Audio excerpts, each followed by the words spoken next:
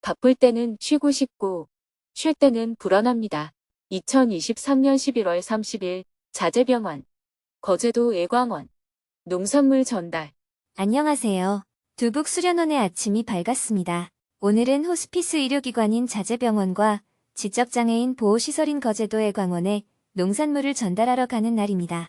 지난주에 스님이 직접 농사지은 물을 수확해서 창고에 보관해 두었습니다.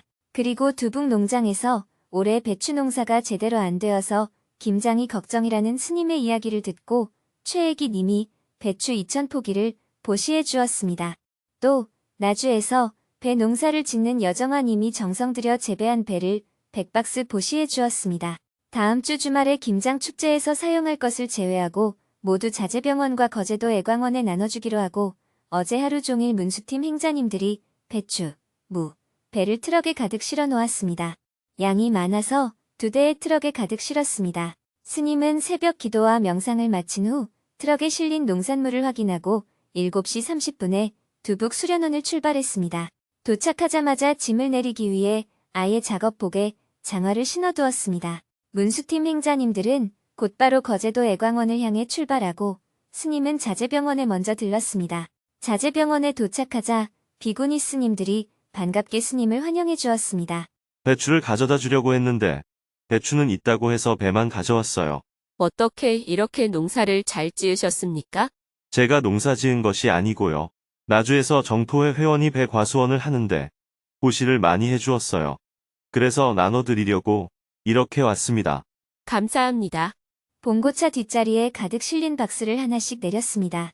비구니 스님들을 비롯해 요양병원에서 일하는 보살님들과 거사님들도 짐을 내리기 위해 우르르 몰려 나왔습니다. 짐을 다 내리자 스님은 자재병원에 보시금을 전달한 후 서둘러 차에 올라탔습니다. 혹시 김장할 때 배추가 부족하면 연락주세요. 올해 배추 농사가 제대로 안 되었는데 누가 그 소식을 듣고 배추를 보시해 주었어요. 연락 주시면 나눠드릴게요. 곧바로 거제도 애광원으로 출발했습니다. 차로 2시간을 달리자 가덕 휴게소가 나왔습니다. 휴게소에 잠시 내려 트럭에 농산물을 가득 싣고 오는 문수팀 행자님들을 기다렸습니다. 휴게소에서는 10원빵과 어묵탕 등 여러 가지 간식거리를 팔고 있었습니다. 스님이 행자님에게 물었습니다. 뭐 좀 먹고 갈래요? 얼마인지 한번 물어보세요. 빵 하나에 4,000원입니다. 예전에는 국밥 한 그릇이 그 정도 했는데 물가가 정말 많이 올랐네요. 눈으로 아름다운 바다 풍경을 먹고 갑시다. 요즘 세상에는 정토행자들처럼 검소하게 사는 게 제일 편하게 사는 방법이에요. 눈으로 아름다운 바다 풍경을 마음껏 먹었습니다. 저 멀리 바다 위로 거가대교가 보이고 그 앞으로 큰 배가 물살을 가르며 바다를 가로지르고 있었습니다. 오랜만에 보는 바다 풍경이 정말 멋있었습니다. 잠시 후 트럭이 도착하자 다시 가던 길을 향해 달렸습니다. 해저터널을 지나고 거가대교를 건너 오전 10시에 거제도 애광원에 도착했습니다. 식품창고 앞에는 애광원 직원분들이 작업복을 입고 배추를 내릴 준비를 하고 있었습니다. 반갑습니다. 애광원은 장애인 복지법에 의거해 일부 정부의 지원을 받고 있으나 수백 명의 장애인들의 생활과 재활, 교육을 지원하기에는 턱없이 부족합니다. 스님은 내가 못하는 일을 해주니 고맙다고 하며 매년 애광원 생활인들과 나들이를 해왔습니다. 코로나가 확산되고 농사를 짓기 시작하면서는 농산물을 배달하고 있습니다. 올해는 배추, 무, 배를 싣고 왔습니다. 스님이 짐을 내리기 시작하자 애광원 직원분들도 함께 짐을 나르기 시작했습니다. 트럭 뒷좌석에 가득 실린 무와 배를 먼저 내린 후 짐칸에 가득 쌓은 배추를 내렸습니다. 한창 배추를 나르고 있는데 송우정 이사님이 반갑게 인사를 했습니다. 김임순 원장님은 얼마 전에 다리를 다치셔서 못 나오셨습니다. 스님, 힘쓰는 것을 보니까 아직 젊으시네요. 이사님보다는 제가 더 젊어요. 배추 농사를 정말 잘 지으셨네요. 배추 상태가 좋은 이유는 전문적으로 고랭지 배추 농사를 짓는 분한테 보시를 받아서 그런 거예요. 백화점에 공급하는 최고급 배추입니다. 저는 유기농을 하다 보니까 이렇게 예쁜 모양이 안 나와요. 줄을 서서 릴레이로 짐을 나르자 두 트럭에 가득 실려있던 짐이 금방 식품 창고로 옮겨졌습니다. 마지막으로 빈 상자를 트럭에 실었습니다. 배추 500여레 포기, 배 열쇠 상자, 무 열자루를 차곡차곡 쌓은 후 애광원 직원분들과 기념사진을 찍었습니다. 감사합니다. 스님, 차 한잔하고 가시지요. 차 한 잔만 하고 가라고 권유를 해서 다 함께 애광원에서 원생들의 직업 재활을 위해 운영하고 있는 카페로 이동했습니다. 카페에는 원생들의 모습이 담긴 여러 사진들이 예쁘게 전시되어 있었습니다. 자리에 앉자 카페에서 직업 재활 훈련을 하고 있는 민지 씨가 차를 주문받았습니다. 스님이 민지 씨에게 질문을 했습니다. 커피가 많이 팔려요. 돈 버는 연습 하고 있어요. 민지 씨는 열심히 일하고 있다며 수줍게 대답했습니다. 이사님이 왜 민지 씨가 말을 더듬더듬하는지 설명을 해주었습니다. 갑자기 질문을 받으면 대답을 하기 위해 생각을 모으는 시간이 필요해요. 조금만 기다려주면 생각을 잘 정리해서 표현을 합니다. 잠시 후 민지 씨가 빵과 따뜻한 차를 가져다 주었습니다. 스님과 이사님은 차를 마시며 서로의 근황을 나누었습니다. 얼마 전에 필리핀에서 제65회 막사이사 이상 수상식이 열렸는데 저한테 기조연설을 해달라고 해서 다녀왔습니다. 막사이사이 재단에 가보니까 1989년에 김임순 원장님이 수상했던 사진이 전시되어 있었어요. 원장님도 오셨으면 좋았을 텐데. 원장님이 올해 나이가 어떻게 되세요? 올해 100세이십니다. 애광원 운영 현황에 대해 대화를 나눈 후 자리에서 일어났습니다. 내년 봄에 나들이 할 때 또 뵙겠습니다. 스님도 너무 무리하지 마시고 건강 잘 챙기셔요. 인사를 나눈 후 스님은 차에 올라탔습니다. 이사님은 트럭이 사라질 때까지 서서 배웅을 해주었습니다. 스님은 이제서야 앞치마와 장화를 벗었습니다. 점심시간이 다 되어 휴게소에 들러 수고한 행자님들에게 식사를 사주었습니다. 내일부터 서울에서 일정이 계속 있기 때문에 스님은 서울로 바로 출발했습니다. 스님은 차에서 업무도 보고 휴식도 취했습니다. 고속도로 위를 달리는 동안 해가 저물었습니다. 서울 인근에서 퇴근 시간과 겹쳐 차가 밀리는 바람에 저녁 6시 30분에 서울 정토회관에 도착했습니다. 저녁에는 실내에서 원고 교정과 업무를 본 후 하루 일과를 마무리했습니다. 오늘은 법문이 없었기 때문에 지난달 9일에 필리핀 마닐라에서 열린 직문직설 강연 내용을 전하며 글을 마칩니다. 바쁠 때는 쉬고 싶고, 쉴 때는 불안합니다. 저는 평소에 많은 일을 하고 싶어서 상당히 많은 일을 벌이고 있습니다. 바쁘게 살다 보니 주말에는 쉬고 싶은 마음도 있지만 막상 주말에 쉬게 되면 불안합니다. 쉬고 있으면 내가 이래서 뭐가 되려나 하는 마음이 듭니다. 어떤 마음을 가지고 살아야 할까요? 대부분 사람들이 질문자와 비슷합니다. 목장에 있는 소를 한번 떠올려 보세요. 소가 풀을 뜯을 때 풀을 뜯기 싫어하거나 게으름을 피우면서 풀을 뜯습니까? 아니면 그냥 꾸준히 풀을 뜯습니까? 소가 바쁘게 서둘러서 풀을 뜯습니까? 아니면 천천히 풀을 뜯습니까? 천천히 풀을 뜯습니다. 소는 서두르거나 게으름을 피우지 않고 한가하되 꾸준히 풀을 뜯습니다.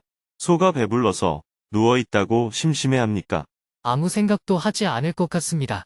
자연스러움이라는 것은 그런 것입니다.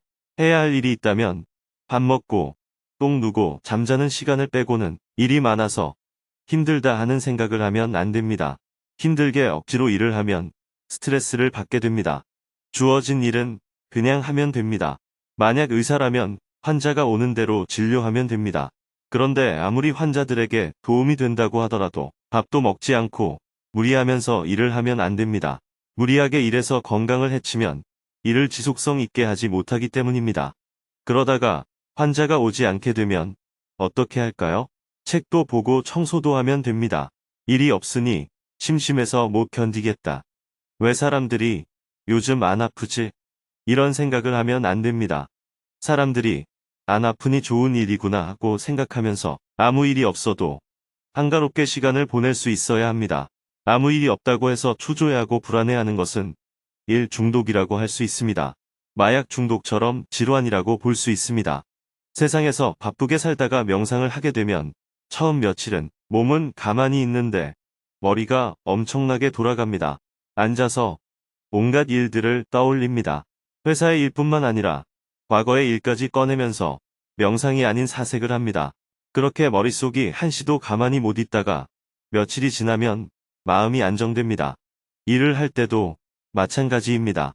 일이 주어지면 바쁘게 일을 하고 일이 없으면 없는 대로 놀 수 있는 것이 자연스러움입니다. 책은 담에 바람이 불면 나뭇잎이 흔들리고 바람이 자면 나뭇잎도 멈춘다 하는 말이 있습니다. 하지만 우리는 반대로 생각하고 행동하죠. 질문자도 가만히 있을 때 불안한 마음이 들면 오히려 시간을 내어 10일 명상에 참여해보면 좋겠습니다. 아무것도 하지 않고 가만히 있어도 한가하게 지낼 수 있고 일이 바빠도 안정된 마음으로 주어진 일을 꾸준히 해나갈 수 있다면 일상생활에 큰 번뇌가 없어집니다. 대다수 사람들이 질문자와 비슷하게 생각하고 행동하기 때문에 삶이 고달파지는 것입니다.